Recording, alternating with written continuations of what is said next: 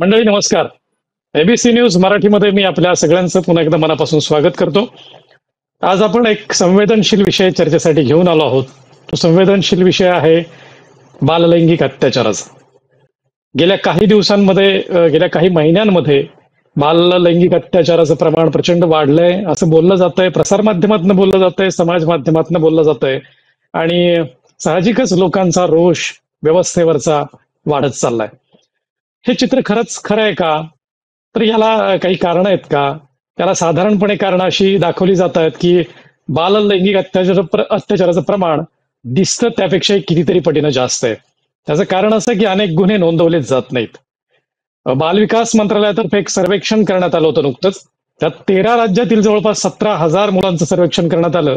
त्यांची व्यथा ऐकण्यात आली, त्यांचं म्हणणं ऐकण्यात आलं आणि त्यांच्या म्हणण्यातनं असं चित्र बाहेर येत आहे की जवळपास 52 ते 53% मुलांनी त्यांच्यावर एकदा किंवा जास्त वेळा लैंगिक अत्याचार झाल्याचं त्यांनी म्हटलं. आता याला काय कारण आहेत?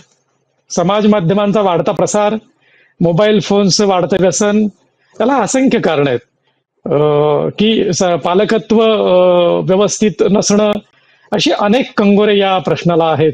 या सगळ्याच प्रश्नांचे अभ्यासक आणि या सर्वच प्रश्नांवर संवाद साधण्यासाठी आपण आज निमंत्रित केलंय आपले खास अतिथी, महाराष्ट्र राज्य बाल हक्क आयोगाचे संरक्षण आयोगाचे सदस्य आणि या क्षेत्रातील अभ्यासक चैतन्य पुरंदरजी यांना.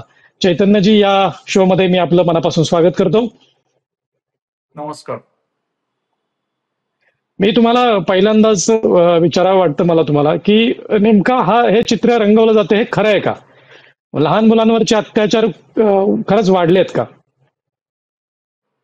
आपण जसं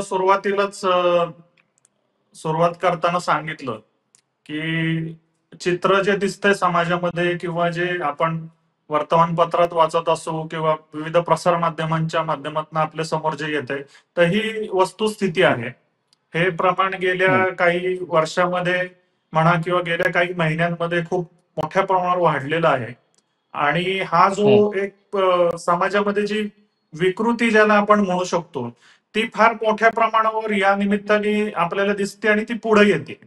तर आपला प्रश्न जो होता की खरंच हे प्रमाण वाढले का, तर मी या मुद्द्याशी सहमत आहे की हे प्रमाण गेल्या काही दिवसामध्ये नक्कीच वाढलेलं आहे. याला काय कारण असावेत? लहान मुलांवरती अत्याचार होण्याचं याला अधिक कारण दाखवली जात आहेत.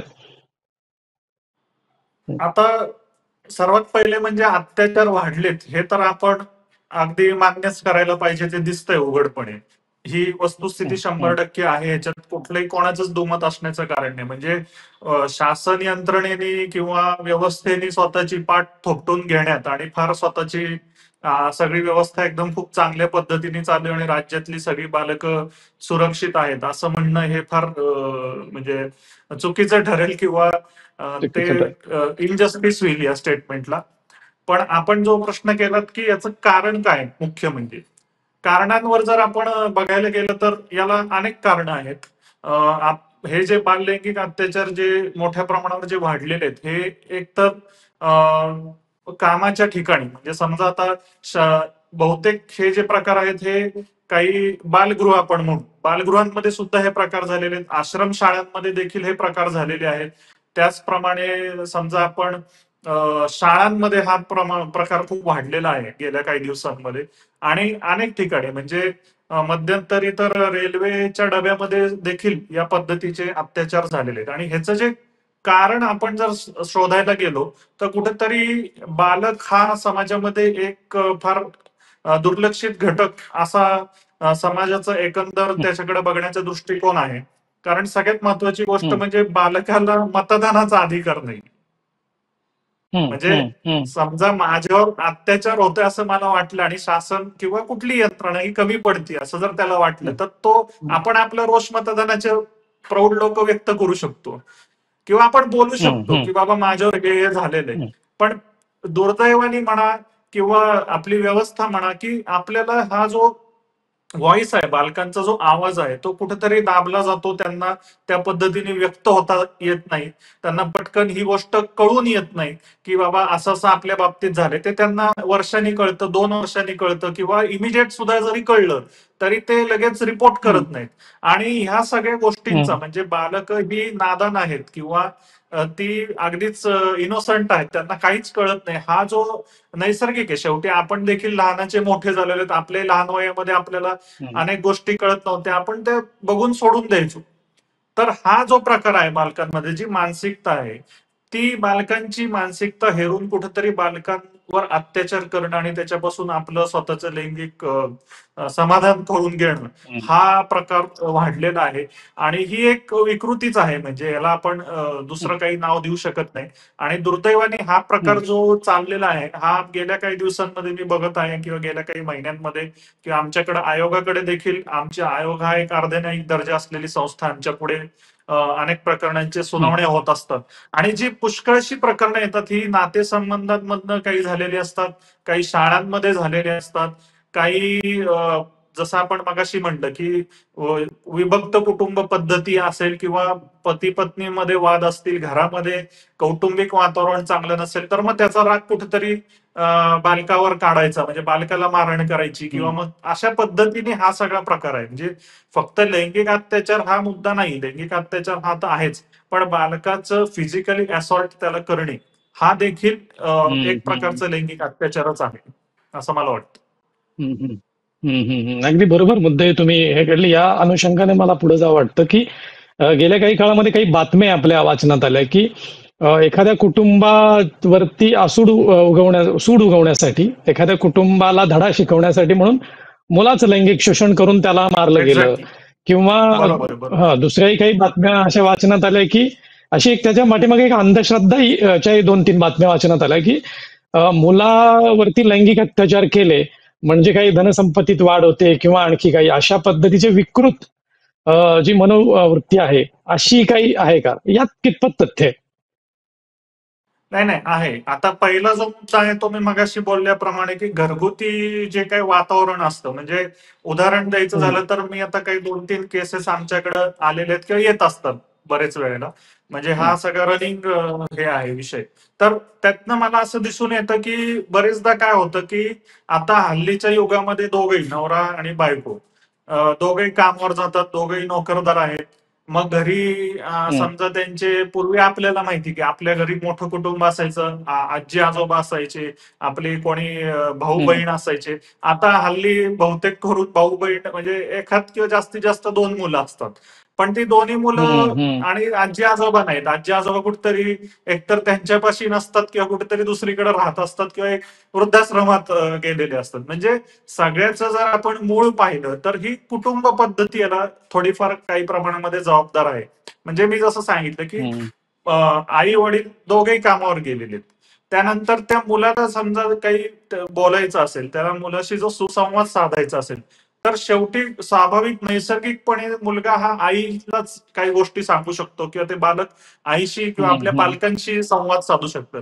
आज दुर्दैवाने तो संवाद कुठेतरी कमी झालेला आहे. कारण आई वडील एकतर आजच्या काळामध्ये आयटी कंपनीमध्ये असतील, तर ते येतात उशिरा, त्यांच्या जॉबच्या वेळा वेगळ्या. मग मुलाला फक्त कुठेतरी पाळणा घरात टाक किंवा त्याला कुठेतरी डे केअर सेंटरमध्ये ठेव किंवा मग घरामध्ये एखादी कोणतरी मावशी ठेवलेली असते, ती त्याचा सांभाळ करते. आणि ह्या सगळ्या वातावरणामध्ये काय होतं, की जे रिलेशन आहे, जे संवाद व्हायला पाहिजे, जी आपुलकी त्या बालकाला वाटली पाहिजे, की नाही बाबा हा माझं हम्म, दुसरं कोणच जवळ नाही. भाऊ बहीण हे माझं दुसरं नातं आहे.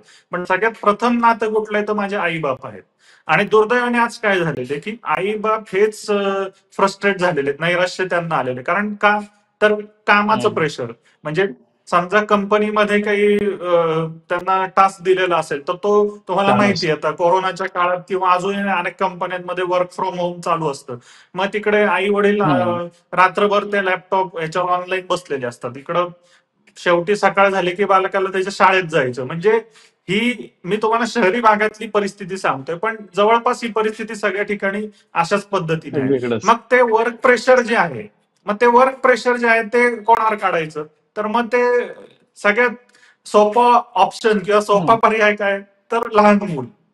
ही फार दुर्दैवाची हम्म, गोष्ट आहे. हम्म, म्हणजे मुलांनी समजा एखादा हट्ट केला की बाबा मला बोलायचंय किंवा तर बोलायला पण आज वेळ नाही पालकांकडे, ही फार दुर्दैवाची गोष्ट आहे. म्हणजे त्याला लगेच मारहाण करणे, गप्प बस रे बाबा, मला ऑफिस आहे, मला काम आहे खूप, मला आत्ता काही सांगू नको, तुला दिलंय त्याच्याच हे कर.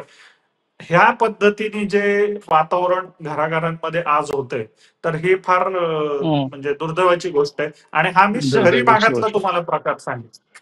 आता ग्रामीण भागामध्ये जर तुम्ही बघितलं किंवा थोडंसं निम शहरी भागामध्ये बघितलं, तर त्या ठिकाणी देखील अशाच पद्धतीचे आहे. ग्रामीण भागामध्ये अनेकदा तुम्ही वाचलं असेल की मराठवाडा किंवा या भागामध्ये जर आपण पाहिलं, तर शेतमजूर जे असतात, शेतमजुरांचं जे जीवन आहे किंवा ऊसतोड कामगार जे आहेत, यांचं जे जीवन आहे हे अतिशय हालाखीचं आहे.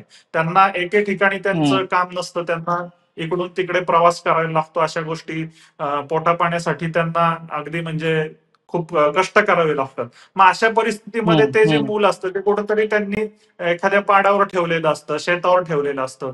आणि मग त्या गावामध्ये समजा जसं मी म्हणलं की समाजात अनेक प्रकारच्या विकृती आहेत. तर शेतमजुरांच्या मुलांवर देखील या पद्धतीने अत्याचार मराठवाड्यासारख्या ठिकाणी होत आपल्याला असतं. झालेले दिसतात. शेतमजूर, ऊसतोड कामगार मजुरांच्या ह्याच्यामध्ये. आणि दुसरा मुद्दा जो आपण आता मांडला की अंधश्रद्धा. म्हणजे अंधश्रद्धेमुळे देखील मुलांना मारहाण व्हायचे प्रकार खूप आहेत आणि हे वाढलं. सातत्याने काही गेल्या दिवसामध्ये पाहायला मिळत आहेत. तर ती ती देखील एक फार मोठी विकृतीच म्हणायला गेलं, कारण शेवटी श्रद्धा आणि अंधश्रद्धा याच्यात खूप बारीकसा फरक आहे. म्हणजे आपण म्हणतानाच त्याला अंधश्रद्धा म्हणतो.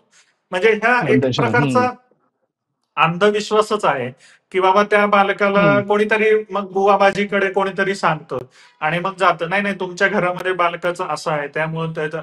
तर मग हे जे सगळे प्रकार आहेत कुठेतरी आजच्या आपण किती जरी गप्पा मारल्या वैज्ञानिक युगाच्या, आज आपण फार मोठ्या गोष्टी करतो, पण जी आपली जी बेसिक जी कुटुंब पद्धती आहे किंवा आपलं जे मूळ भारतीय संस्कार जे आपण ज्याला म्हणतो, त्या संस्कारामध्ये अंधश्रद्धेला कुठेही थारा नाहीये. परंतु दुर्दैवाने आज अंधश्रद्धेच्या जोरावर, म्हणजे जसं आपण मगाशी सांगितलं, तर मी तुम्हाला एक खूप असं एक क्लासिक उदाहरण देईन किंवा तुम्ही वाचलं असेल, तुम्ही पत्रकार लोकांना देखील या गोष्टीची कल्पना आहे मीडिया प्रसार माध्यमांमध्ये, की सिद्धेश्वर सोलापूर या ठिकाणी जी यात्रा भरते, त्या यात्रेमध्ये काही मुलांना पूर्ण अंगावर त्यांना रंगवून, म्हणजे जे अंधश्रद्धा हा विषय निघाला म्हणून मी तुम्हाला सांगतो की त्यांना पूर्ण सिल्वर कलरने मडवलं होतं, काय काय कुंकू लावलेलं आणि त्यांना त्या ह्याच्यामध्ये उभं केलं होतं टब मध्ये. आणि दिवसभर त्या राखेमध्ये ऍक्च्युली राख लावली होती त्यांना अंगावर पूर्ण. तर हा जो काही प्रकार आहे, हे मी तुम्हाला जस्ट उदाहरण सांगितलं जे आता लेटेस्ट घडलेलं आहे ते म्हणून. पण असे प्रकार आहेत. तर हा जो सगळा प्रकार आहे हा, आणि कुठंतरी धार्मिक पुन्हा त्याला एक दृष्टिकोन असतो. म्हणजे फक्त अंधश्रद्धा नाही, तर अंधश्रद्धेबरोबर धार्मिक नाही. आमच्या धर्मामध्ये किंवा आम्हाला ह्याच्याशी म्हणजे त्याचं नातं कुठंतरी दैवत्वाकडे घेऊन गेलं की मग आपल्याला माहितीच आहे आपल्या समाजामध्ये एकदा त्याला देवाचं लेबल लावलं की मग जास्त कोण त्याला बोलत नाही. तर हे फार म्हणजे चुकीचा प्रकार आहे, पण तो दुर्दैवाने घडतो. ही फार म्हणजे शरमेची गोष्ट आहे. शरमेची गोष्ट. तुम्ही बालहक्क संरक्षण आयोगाच्या माध्यमातून राज्यभर काम करता, राज्यभरातल्या मुलांना किंवा पीडित मुलांनाही भेटता. बऱ्याच ठिकाणी जेवढी नोंद होते या गुन्ह्यांची त्याच्यापेक्षा कितीतरी पटीने त्याची कारण अशी सांगितली जातात की मुलाची बदनामी नको किंवा सामाजिक पटलावर किंवा पोलीस स्टेशनला किंवा त्याच्या भविष्याच्या दृष्टीने त्या अडचणीचं व्हायला नको म्हणून अनेक गुन्हे नोंदलेच जात नाहीत, म्हणजे पालकच जात नाहीत. पण याच्यामुळे गुन्हेगारांचं फावत नाही का? त्यासाठी काय मध्यम मार्ग काढता येईल? नाही, ह्याच्यामध्ये दोन गोष्टी मी सांगू शकतो. की पहिलं जे आपण सांगितलं ते अगदी खरं आहे की आता बघा तुम्ही साधारणपणे एखादा जर गुन्हा, म्हणजे बालकांचा आपण तुर्तास विषय एक सेकंदासाठी जर बाजूला ठेवला, तर इतर गुन्ह्यांमध्ये सुद्धा आपल्याला दिसतं. एक गुन्हा झाला की सातत्याने आपल्याला त्या बातम्या काही 15 दिवस, 20 दिवस, महिनाभर ऐकू येतात. तसंच या ठिकाणी पण आहे. आता जसं आपण एक फार मोठं दुर्दैवाची केस राज्यामध्ये प्रकरण घडलं बदलापूरच्या शाळेचं, आपल्या सगळ्यांना ते माहिती. तर त्या पद्धतीचं प्रकरण समोर आल्यानंतर मग इतर शाळांमध्ये म्हणजे पुण्यासारख्या विद्येचं माहेरघर आपण म्हणतो, पुण्यासारख्या शहरामध्ये हम्म, देखील काही शाळांमध्ये, अगदी चांगल्या शाळांमध्ये, म्हणजे जिथं लाख लाख रुपये वर्षाची फी असते आणि जिथं फार हम्म, पालक असं समजतात ती सुरक्षित आणि मोठी शाळा आहे, तर अशा ठिकाणी देखील हम्म. हे प्रकार घडले आणि ते उघडकीस आले. म्हणजे आपण जे सांगता की उघडकीस बदनामी होण्याच्या हेतूने, भीती. बदनामी होण्याच्या भीतीपोटी किंवा कौटुंबिक असुरक्षितता वाटण्याच्या भीतीने ते बालक तर काय शेवटी बालकच आहे, त्याला ते कळत नसतं. बालक. पण त्याला पण हम्म, ही जेव्हा त्याच्या कानावर येतं की असं कुठंतरी होतंय, तेव्हा तो रिपोर्ट करतो आणि घरी सांगतो की बाबा नाही, माझ्या बाबतीमध्ये हा हम्म, प्रकार झालेला आहे. आता एक उदाहरण मी तुम्हाला हम्म, सांगतो की असाच प्रकार एका शाळेमध्ये जेव्हा झाला, तेव्हा त्या ठिकाणी गुड टच आणि बॅड टच याचं प्रशिक्षण चालू हम्म, होतं, लेक्चर. एक त्या क्षेत्रातले कोणीतरी येऊन त्या ठिकाणी लेक्चर देत होते आणि जेव्हा ते हम्म, लेक्चर देत हम्म, होते तेव्हा तिथल्या 2-3 बालकांनी ते ऐकलं आणि मग त्यांनी हम्म, त्यांच्या लक्षात आलं की अरे बापरे. मग ते घरी गेल्यावर त्यांना कुठेतरी रिकॉल झालं की आज जे लेक्चर मध्ये आपल्याला सांगितले, हा प्रकार आपल्या बाबतीमध्ये हम्म. घडलेला आहे महिनाभरापूर्वी किंवा 2 घडलेला आहे. महिन्यापूर्वी. आणि हम्म, तो हम्म, कोणाकडनं हम्म, हम्म. घडला, तर तो दुर्दैवाने तिथल्या टीचरकडनंच घडलेला होता. ही तर त्याहून अजून म्हणजे शरमेची बाब आहे लाजिरवाणी किंवा बाब आहे. संतापजनक, हम्म, लाजिरवाणी बाब आहे. तर जे आपण सांगितलं की अनेक गोष्टी रिपोर्टच होत नाहीत आणि जरी रिपोर्ट करायला गेले तरी, म्हणजे आता खरं मी एका वैधानिक संस्थेचा सदस्य आहे, तरी सुद्धा मला दुर्दैवाने सांगावं लागतं की पोलिसांना देखील हे जे कायदे आहेत, पॉक्सो कायदा जो आहे त्याचं फारसं काही त्यातलं माहिती असेल असं मला वाटत नाही, कारण त्या पद्धतीने ते गुन्हे देखील नोंदवले जात नाहीत. म्हणजे त्या बालकाची आयडेंटिटी, त्याची ओळख कुठे उघड होऊ नये, त्याचं सगळ्यात पहिले असे प्रकार झाल्यानंतर वैद्यकीय त्याची चाचणी ताबडतोब झाली पाहिजे. त्याला वैद्यकीय चाचणीसाठी नेताना अँब्युलन्सची सोय केली पाहिजे किंवा तुम्ही त्याच्याबरोबर गेले तर तुम्ही साध्या वेशात गेलं पाहिजे, पोलीस वेशात तुम्ही नसलं पाहिजे. प्रत्येक पोलीस हम्म, स्टेशनच्या ठिकाणी बाल सुरक्षा पथक असलं पाहिजे. म्हणजे समजा एखादा बालक हम्म, पोलीस स्टेशनला गेलं तर आपण पोलीस स्टेशनला आलेलो नाहीयेत, आपण कुठंतरी एका चांगल्या ठिकाणी आलो जिथं आपल्याला न्याय मिळणार आहे अशी भावना निर्माण होण्याच्या हम्म, दृष्टीने बालस्नेही पोलीस स्टेशन असणं, ह्या सगळ्या गोष्टी या हम्म, कायद्यामध्ये नमूद केलेल्या आहेत. पण त्याचं जे पालन आहे ते फार कमी प्रमाणात होतं असं दिसतं आणि म्हणून आपण जो प्रश्न विचारला हम्म, की त्या केसेस एकतर रिपोर्ट होत नाहीत, रिपोर्ट झाल्या तर त्याच्यावर तपासाच्या दृष्टीने योग्य ती कारवाई कायद्यानुसार होत नाही आणि दुसरं हम्म, म्हणजे रिपोर्टच होत नाहीत, ह्या पण आहेत. म्हणजे हम्म. कुटुंबात देखील त्याच्यावर पांघरून घातलं जातं की ठीक आहे झालंय ना, बघू आता आपण ह्याच्यावर जास्त काही करायला नको. पण ही करायला नको. लपून ठेवणं किंवा माझ्या समोर एखादी गोष्ट घडते आणि तो गुन्हा आहे हे मला लक्षात येतं, कारण मी शिकलेला सवरलेला माणूस आहे, मला कळतं की बाबा किंवा माझी सदसद्विवेक जागृत आहे, नाही बाबा हे या ठिकाणी चुकीचं घडतंय. तर मी जर ते रिपोर्ट केलं नाही, तर जसं आपण म्हणतो की गुन्हा ज्यांनी बघितलाय, ज्याने केलाय तो गुन्हेगार आहेच, पण ज्यांनी बघितलंय, ज्याला माहिती, त्याने जर तो सांगितलं नाही तर तो त्याच्यापेक्षा चौपट गुन्हेगार आहे. गुन्हेगार त्यामुळं ठरतो. माझा हम्म, हम्म. ह्या ह्याच्यातून माझं म्हणणं आहे की अशा पद्धतीने आपण करू नये. आपल्याला जर ते कळलं, समजा कुटुंबामध्ये असो किंवा कुठेही असो समाजात दिसलं, तर ते आपण हम्म, निश्चितपणे हम्म. रिपोर्ट केलं पाहिजे असं मला वाटतं. केलं पाहिजे. अगदी महत्वाचा मुद्दा मांडला तुम्ही. मला याला जोडून आणि शेवटचा प्रश्न विचारा वाटतो की जो कळीचा मुद्दा आहे, की या सगळ्या प्रकरणावरती हा अत्यंत गंभीर आणि विकृतीचा मुद्दा आहे समाजामधल्या. आपल्या एक विकृती आहे समाजामध्ये, पण ही मुळासकट हटली पाहिजे, निघून गेली पाहिजे. यासाठी शासन पातळीवर, सरकारी पातळीवर तितकी जनजागृती, तितका प्रचार प्रसार होताना दिसत नाही, जो इतर गोष्टींचा जसा होतो तसा. त्यासाठी तुमच्यासारखी तुमच्या हातामध्ये जी संस्था आहे किंवा बाल संरक्षण आयोग आहे, आयोग तर आहे. ते तुम्ही किती आग्रही असाल किंवा आहात? आमचा मूलभूत उद्देश किंवा आयोग हा ह्याच कारणासाठी गठीत झालेला आहे. आयोगाचं जे काम हम्म, आहे ते बालकांच्यासाठी जे बाल न्याय कायदा असेल किंवा काळजी आणि संरक्षणाची गरज असलेल्या हो, मुलांचे हो. कायदे, म्हणजे पॉक्सो ऍक्ट आणि जे ऍक्ट, या दोन्ही कायद्यांचं हम्म, मॉनिटरिंग करणे, त्या अंतर्गत घडणारे गुन्हे यांच्यावर तपासाच्या दृष्टीने वचक ठेवणे, त्याच्यावर देखरेख ठेवणे आणि मॉनिटरिंग करणे, म्हणजे हम्म, नियंत्रण ठेवणे, हा मूळ आमचा उद्देश आहे. आणि आमचे अर्धन्यायिक आमची दर्जा असल्यामुळे, क्वासी ज्युडिशियल बॉडी असल्यामुळे आम्ही हम्म. आमच्या पुढे ती प्रकरणं पण येतात, त्याच्यावर आमचं हिअरिंग पण रेग्युलर होत असतात. राज्यामध्ये मी सांगू शकतो की बाल हक्क संरक्षण आयोग जो विद्यमान आता आमचा आहे, त्या आयोगाने महाराष्ट्राच्या जवळजवळ प्रत्येक जिल्ह्यामध्ये जाऊन, म्हणजे बाल हक्क आयोग आपल्या दारी ह्या पद्धतीने त्या जिल्ह्यांमध्ये जाऊन आम्ही सुनावण्या घेतलेल्या आहेत. आणि वा. आपला जो प्रश्न आहे की शासन काही ठिकाणी कमी पडतंय का, तर शासन कमी पडतं आहे असं आपण अगदी 100% म्हणू शकत नाही. पण 50% ही वस्तुस्थिती की शासन एक काही ठिकाणी कमी पडतंय. याचं कारण असं आहे की मी मगाशी जो मुद्दा मांडला तोच, की बालकांपासून राजकीय लाभ हा दिसत नसावा असं मला वाटतं. दिसत कारण नस वोट बँक नाही ना. मला मला इतर योजनांबद्दल जास्त काही टिप्पणी करायची नाही, कारण राजकीय विषय नाही हा. पण जसं पटकन तुम्हाला एखादी बहीण लाडकी वाटू शकते, एखादं बालक का लाडकं वाटू शकत नाही, नाही वाटू हा एक शकत नाही. खरंय खरंय. विचार करण्यासारखा मुद्दा आहे. आणि दुर्दैवाने मुद्दा आपल्याला आहे. लाडकी बहीण वाटते, पण आपल्याला बालक लाडकं वाटत नाही. ज्या क्षणी आपल्याला वाटत नाही. बालक देखील लाडकं वाटायला लागेल, त्या क्षणी मला वाटतं बहुतेक हे सगळे प्रश्न पूर्णपणे नाही, पण काही अंशी निकाली तरी नक्कीच सुटलेले असतील असं मला वाटतं. निकाल. आणि आयोग म्हणून मला जाता जाता एक 2 मुद्दे सांगायला नक्कीच आवडेल, की आयोगाची व्यवस्थित अशी वेबसाईट देखील आहे. वेबसाईटवर आपण संपर्क तक्रार नोंदवू शकता.